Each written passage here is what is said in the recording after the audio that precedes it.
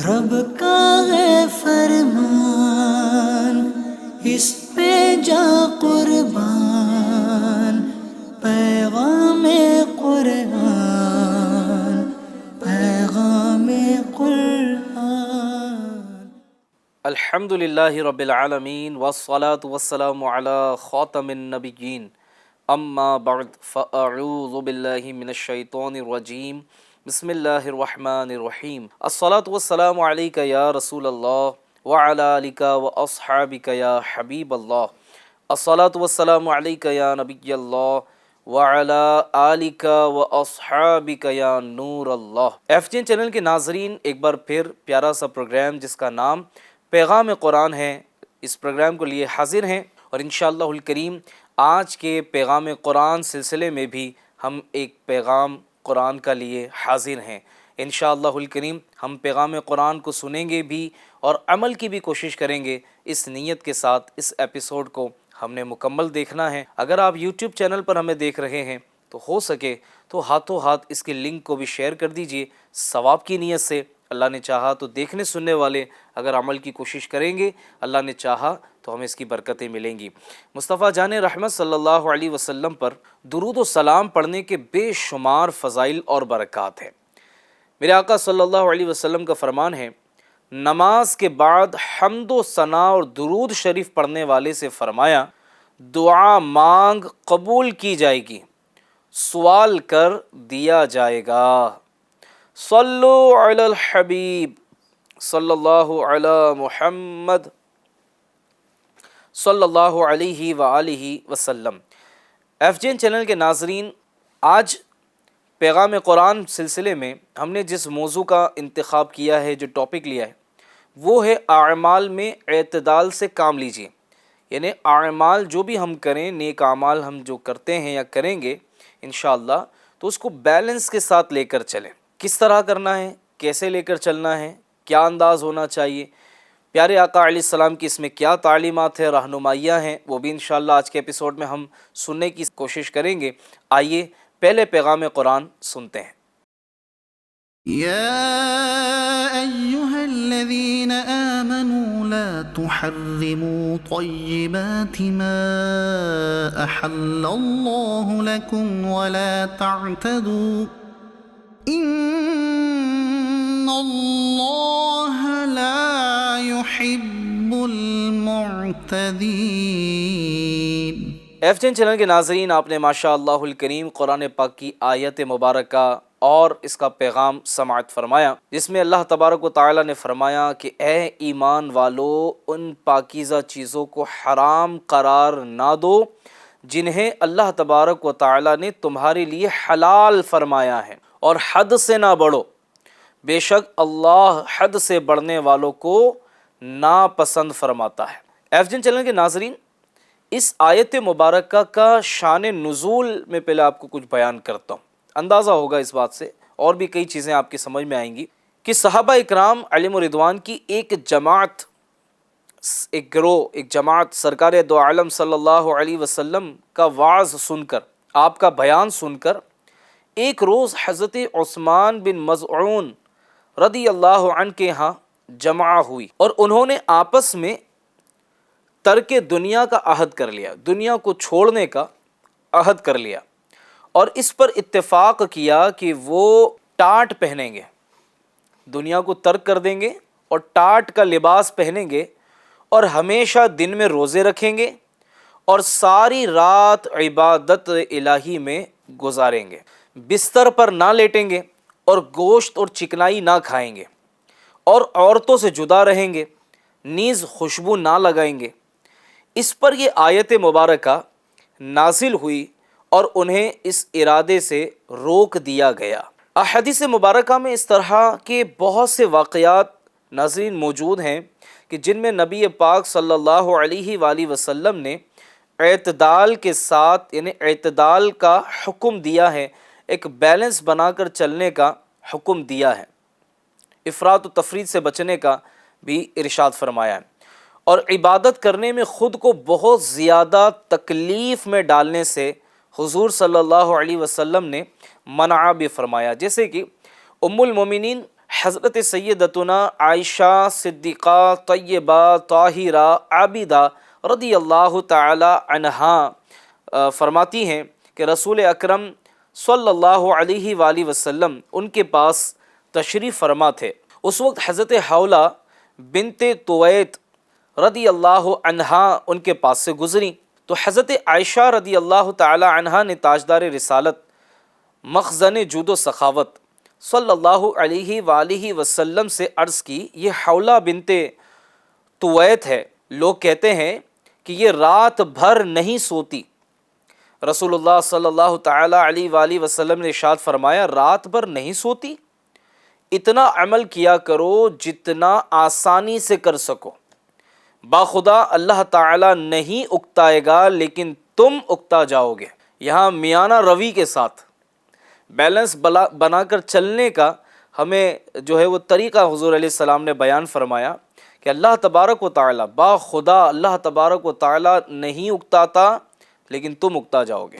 ہوتا ہے بعض مرتبہ قرآن پاک کی تلاوت کرتے کرتے ایک وقت آتا ہے بندہ کہتا ہے یار چلے اب دل نہیں لگ رہا ہوتا پڑھتے پڑھتے، تو جتنی دیر دل لگ رہا ہے وہ دل جمعی کے ساتھ رب کی بندگی کی جائے، اور اب جب دل نہیں جم رہا ہے تو اب پھر کچھ دیر بندہ رک جائے۔ مزید سنی حضرت انس رضی اللہ تعالیٰ عنہ فرماتے ہیں رحمت عالم صلی اللہ تعالیٰ علیہ وآلہ وسلم مسجد میں تشریف لائے۔ اس وقت مسجد کے دو ستونوں کے درمیان رسی تنی ہوئی تھی، رسی بندھی ہوئی تھی۔ آپ صلی اللہ علیہ وسلم نے ارشاد فرمایا یہ کیا ہے؟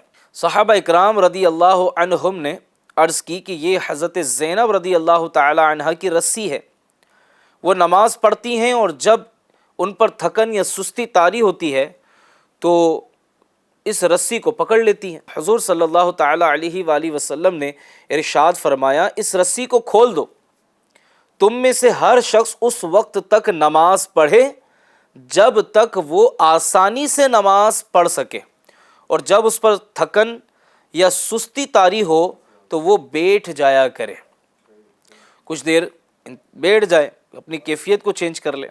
حضرت عبداللہ بن عمرو بن عاص رضی اللہ تعالی عنہ فرماتے میں ہمیشہ روزے رکھتا تھا اور ہر رات قرآن مجید کی تلاوت کرتا تھا۔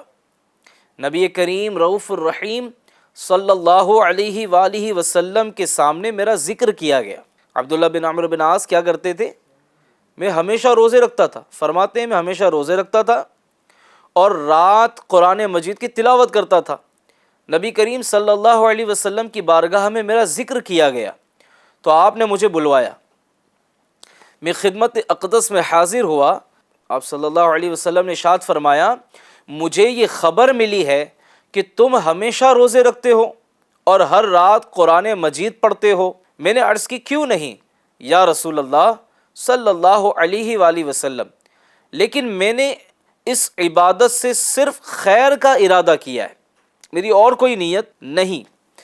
سرکار دو عالم صلی اللہ تعالی علیہ وآلہ وسلم نے ارشاد فرمایا تمہارے لیے یہ کافی ہے کہ تم مہینے میں صرف 3 دن روزے رکھ لیا کرو۔ میں نے عرض کی یا رسول اللہ صلی اللہ تعالی علیہ وسلم میں اس سے افضل کی طاقت رکھتا ہوں۔ ارشاد فرمایا تمہاری بیوی کا تم پر حق ہے، تمہارے مہمان کا تم پر حق ہے، اور تمہارے جسم کا تم پر حق ہے۔ تم اللہ تبارک و تعالیٰ کے نبی حضرت داؤد علی نبینا وعلیہ الصلاۃ والسلام کے روزے رکھو، کیونکہ وہ لوگوں میں سب سے زیادہ عبادت گزار تھے۔ میں نے عرض کی اے اللہ عز و جل کے پیارے نبی، حضرت داؤد علیہ الصلاۃ والسلام کے روزے کس طرح تھے؟ وہ کس طرح روزے رکھتے تھے؟ ارشاد فرمایا وہ ایک دن روزہ رکھتے اور ایک دن افطار کرتے تھے۔ داؤد علیہ السلام ایک دن روزہ رکھتے ایک دن روزہ نہیں رکھتے تھے، اور فرمایا ہر ماہ میں ایک قرآن ختم کیا کرو۔ میں نے عرض کی یا رسول اللہ صلی اللہ علیہ وسلم میں اس سے افضل کی طاقت رکھتا ہوں، میں اس سے زیادہ کر سکتا ہوں۔ ارشاد فرمایا پھر 20 دن میں ایک قرآن پڑھ لیا کرو، 20 دن میں ایک قرآن ختم کر لو۔ میں نے عرض کی میں اس سے افضل کی طاقت رکھتا ہوں۔ میرے آقا نے ارشاد فرمایا پھر 10 دن میں قرآن پاک ختم کر لو۔ میں نے عرض کی میں اس سے افضل کی طاقت رکھتا ہوں۔ ارشاد فرمایا پھر 7 دن میں ایک قرآن ختم کر لیا کرو، اور اس سے زیادہ اپنے آپ کو مشقت میں نہ ڈالو، کیونکہ تمہاری بیوی کا بھی تم پر حق ہے، تمہارے مہمان کا بھی تم پر حق ہے، اور تمہارے جسم کا بھی تم پر حق ہے۔ یاد رہے ایف جین چینل کے ناظرین، حلال چیزوں کو ترک کرنا جائز ہوتا ہے کہ ان کا کرنا کوئی فرض و واجب نہیں ہوتا، لیکن جس طرح حرام کو گناہ و نافرمانی سمجھ کر ترک کیا جاتا ہے، اس طرح حلال چیزوں کو ترک کرنے کی اجازت نہیں ہے۔ نیز کسی حلال چیز کے متعلق بطور مبالغہ یہ کہنے کی اجازت نہیں کہ ہم نے اس کو اپنے اوپر حرام کر لیا ہے۔ بعض لوگوں کی زبان بڑی چرم زبان لوگ ہوتے ہیں، اللہ نے اس کو حرام کیا ہوا ہے، بعض چیز اپنے اوپر حرام کر لیتے ہیں اور منہ سے کہتے بھی ہیں، بعض مرتبہ عمل سے ظاہر بھی کرتے ہیں۔ اب تو سوشل میڈیا کا زمانہ ہے، تو کس کس کی زبان پکڑیں گے، کس کا منہ بند کریں گے، کس کو روکیں گے؟ جس کو دیکھو وہ مطلب کہ فقیہ اعظم بنا ہوا ہے، اپنے طور پر فتوے دے رہا ہوتا ہے، اپنے طور پر حلال اور حرام کر دیتا ہے، کبھی حلال کو حرام بیان کر دیتا ہے، کبھی حرام چیز کو حلال کر دیتا ہے، جیسے ساری ذمہ داری اس نے لے لی اور سارے اختیارات اس کو مل گئے۔ شریعت میں، دین میں جس چیز کو چاہے گا یہ حرام کر دے گا، جس چیز کو چاہے گا یہ حلال کر دے گا۔ یاد رکھیے حلال بھی ظاہر ہے اور حرام بھی ظاہر ہے، یہ دونوں چیزیں قرآن میں ہمیں بیان کر دی گئی ہیں، حدیثوں سے اس کو ایکسپلین بھی کر دیا گیا ہے۔ ناظرین اکرام، ہو سکتا ہے کسی کے ذہن میں یہ بات آئے یا وسوسہ آئے کہ صوفیہ اکرام بھی تو بہت سی حلال چیزوں کو چھوڑ دیا کرتے تھے، تو ان کا یہ انداز کہاں تک درست ہے؟ تو آئیے آپ کو میں اس پر کچھ باتیں عرض کر دوں کہ صوفیہ اکرام رحمۃ اللہ علیہم سے جو بہت سی چیزوں کو ترک کرنے کے واقعات ملتے ہیں وہ بطور علاج ہے۔ یعنی اس کو یوں سمجھے کہ جس طرح بیمار آدمی بہت سی غذاؤں کو حلال سمجھنے کے باوجود اپنی صحت کی خاطر پرہیز کرتے ہوئے کئی چیزوں کو چھوڑ دیتا ہے، نہیں کھاتا ہے کہ اس سے میری صحت بگڑ جائے گی، مجھے یہ نہیں کھانا چاہیے، یا حلال سمجھتے ہوئے اس کو حلال تو جانتا ہے لیکن چونکہ اس کی صحت کے لیے وہ مضر ہے اس لیے اس کو چھوڑ دیتا ہے۔ تو اسی طرح صوفیاء اکرام رحمۃ اللہ علیہم یہ نفس کے علاج کے لیے بعض حلال چیزوں کو حلال سمجھنے کے باوجود ترک کر دیتے ہیں، لیکن اس میں اس بات کا خیال رکھنا ضروری ہے کہ حلال چیزوں کو ترک کرنے کی اجازت تو ہے، لیکن یہ اجازت نہیں ہے کہ ان کے ساتھ حرام جیسا سلوک کیا جائے۔ یہ بڑی اہم وضاحت ہے جو ہم سب کو یاد رکھنا چاہیے۔ تو ہمارے صوفیہ کا آپ نے انداز دیکھا ہوگا، اچھے سے اچھا لباس پہن سکتے ہیں، جائز ہے، ٹھیک ہے، اللہ کی نعمت کا اظہار کرنے کی نیت سے اگر وہ استعمال کریں تو اس میں کوئی حرج نہیں ہے، لیکن نفس کے علاج کے لیے یہ سادہ لباس پہنتے تھے۔ عمدہ سے عمدہ غذائیں کھا سکتے ہیں لیکن نفس کے علاج کے لیے وہ عمدہ غذاؤں کو ترک کر کے سادہ غذائیں کھایا کرتے تھے۔ تو صوفیہ کا اپنا ایک انداز ہوتا ہے۔ ناظرین، آج کل کے صوفی کہلانے والے لوگ بھی اگر یہ کہیں کہ گویا کہ ایک اپڈیٹ ورژن آیا ہوا ہے، اپ گریڈ ورژن آیا ہوا ہے صوفیہ کا، کہ وہ ان کا اپنا ایک انداز ہے، ان کا اپنا ایک پہناوا ہے، ان کا اپنا ایک لائف سٹائل ہے، تو صوفیہ کسے کہتے ہیں، اس کا انداز کیا ہونا چاہیے، شریعت نے صوفی کسے کہا ہے، ان چیزوں کو سمجھنے کے لیے کتابوں کا مطالعہ کریں گے تو آپ کو انشاءاللہ الکریم اس کی معلومات مل جائے گی۔ ناظرین اکرام، اس آیت مبارکہ میں پاکیزہ چیزوں کو حرام قرار دینے سے منع فرمایا ہے۔ اس سے ان لوگوں کو بھی عبرت حاصل کرنی چاہیے کہ جو مقبولان بارگاہ الہی کی طرف منسوب ہر چیز پر حرام کے فتوے دینے پر لگے رہتے ہیں اور ہر چیز میں انہیں شرک ہی سوجتا ہے، یہ انداز بھی درست نہیں ہے۔ شریعت نے جس کو حرام کیا ہے وہ حرام ہے، شریعت نے جس کو حلال کیا ہے، چاہے وہ کھانے پینے کے معاملے میں ہو، چاہے لباس کے حوالے سے ہو، ازدواجی زندگی میں ہو، کاروبار کے حوالے سے ہو۔ ناظرین اکرام، پرابلم ہمارے ساتھ یہ ہے کہ ہم نے حلال اور حرام کا علم سیکھا کتنا ہے، ہمیں اس کی معلومات کتنی ہے کہ کون سی چیزیں حرام ہیں اور کون سی چیزیں حلال ہیں۔ یقیناً اس کا تعلق علم سے ہے، علم دین سیکھنے سے ہے۔ علم والوں سے اگر ہم کنیکٹ ہو جائیں، ان کی صحبت میں بیٹھنے والے بنیں، تو ہمیں پتہ لگے گا کون سی چیز حرام ہے اور کون سی چیز حلال ہے. حرام ہے تو حرام ہونے کا سبب کیا ہے اور میں اس سے کس طرح بچ سکتا ہوں. یاد رکھیے حرام سے بچنے کا ایک یہ بھی طریقہ ہو سکتا ہے. اول تو یہ کہ ہم اس کے حوالے سے پڑھیں، مطالعہ کریں کہ مثال غیبت حرام ہے، چغل خوری حرام ہے، شراب پینا حرام ہے، چوری کرنا حرام ہے، ملاوٹ کرنا گناہ ہے. تو جو بھی اس طرح کے حرام و ناجائز قسم کے کام ہیں، جو رب کی نافرمانی والے کام ہیں، اگر یہ بات ذہن میں بیٹھ جائے ہر حرام کام، ہر ناجائز و حرام کام جہنم میں لے جانے والا کام ہے اور مجھے اس کے متعلق معلومات ہونی چاہیے تاکہ میں اپنے آپ کو حرام و ناجائز کاموں سے بچا سکوں. اس کے لیے ہمیں حرام سے متعلق معلومات حاصل کرنی ہوگی. میں آپ کو ناظرین اکرام ایک کتاب بتاتا ہوں، بڑی پیاری کتاب ہے. جی ہاں، دعوت اسلامی انڈیا کے پبلشنگ ڈپارٹمنٹ مکتبۃ المدینہ کی جانب سے جہنم میں لے جانے والے اعمال نامی 2 جلدیں شائع ہو چکی ہیں. اگر اس کو پڑھ لیں گے تو اندازہ ہوگا حرام کی ایک لمبی فہرست ہے. اگر اس کا علم ہو جائے گا تو بچنے میں مدد ملے گی. دوسری بات کیا ہے، کون سی چیزیں حلال ہیں میرے لیے، میں کیا کر سکتا ہوں. جو چیزیں میرے لیے کھانے پینے میں حلال ہیں، بھائی گوشت کے حوالے سے ہے، کپڑوں کے حوالے سے ہے، جی ہاں بہت سی چیزیں، ایک لمبی فہرست ہے ناظرین.